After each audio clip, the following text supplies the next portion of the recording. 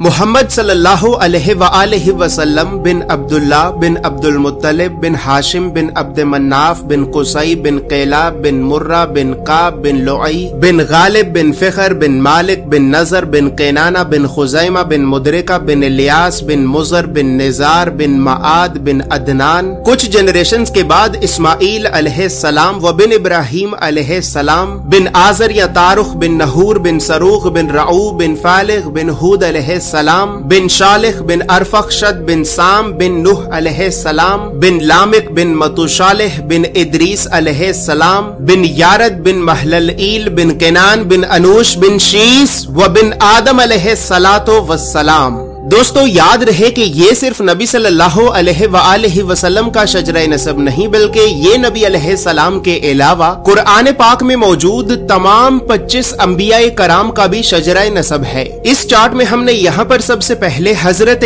آدم علیہ السلام سے لے کر نبی صلی اللہ علیہ وآلہ وسلم تک تمام 25 انبیاء کرام کے ناموں کو ایک ترتیب کے ساتھ لکھا ہے، اور پھر ہر نبی کا قرآن پاک میں کتنی مرتبہ نام لے کر ذکر کیا گیا ہے۔ ان تمام انبیاء کرام کو لوگوں کی ہدایت اور رہنمائی کرنے کے لیے جن علاقوں اور شہروں کی طرف بھیجا گیا تھا، تو ہم نے اس چارٹ میں ان تمام علاقوں اور شہروں کے ناموں کو بھی لکھا ہے۔ اور سب سے خاص بات یہ ہے کہ یہاں پر ہم نے سبز رنگ سے نبیوں کے ناموں کو لکھا ہے اور سرخ رنگ سے رسولوں کے ناموں کو لکھا ہے، تاکہ آپ کو بآسانی معلوم ہو سکے کہ ان 25 نبیوں میں سے نبی کون تھے اور رسول کون تھے۔ اس کے علاوہ اس چارٹ میں ہم نے اللہ رب العزت کے 99 صفاتی نام اور پھر ان ناموں کے نیچے ہم نے ڈیبیٹڈ پروفیٹس یعنی ان 10 نبیوں کے ناموں کو بھی لکھا ہے کہ جن 10 نبیوں کے نبی ہونے کے بارے میں تمام مسلمان علماء میں اختلاف پایا جاتا ہے، کیونکہ ان 10 نبیوں کو قرآن پاک میں کہیں پر بھی نبی نہیں کہا گیا ہے۔ اس کے علاوہ چارٹ میں موجود سرخ رنگ 5 اولو العزم نبیوں کو ریپرزینٹ کرتا ہے، جبکہ بلو کلر بنی اسرائیل کے نبیوں کو ریپرزینٹ کرتا ہے۔ اور اسی طرح 25 نبیوں میں سے 23 نبی ایسے بھی ہیں کہ جن کا ذکر قرآن کے علاوہ تورات، زبور اور انجیل میں بھی موجود ہے، لہٰذا اسی وجہ سے ہم نے ان انبیاء کرام کے عبرانی اور یونانی ناموں کو بھی اس چارٹ میں لکھا ہے۔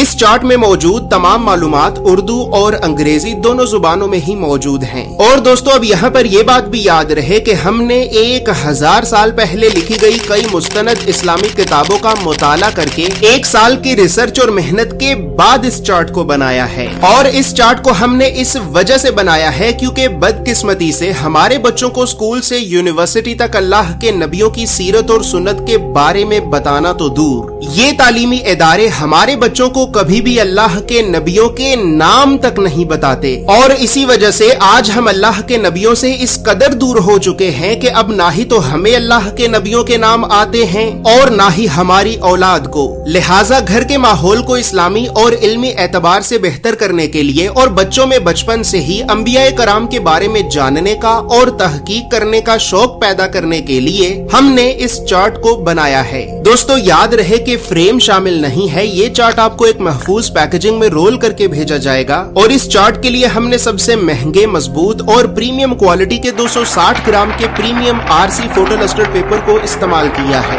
اور لوکل انک کی بجائے خاص طور پر جاپان کی برانڈڈ انک کا استعمال کیا ہے۔ مزید تفصیلات کے لیے یا پھر تمام انبیاء کرام علیہم السلام کے اس مکمل اور مستند شجرہ نسب کو حاصل کرنے کے لیے آپ ابھی ہماری ویب سائٹ islamiccharts.com کو ضرور وزٹ کریں۔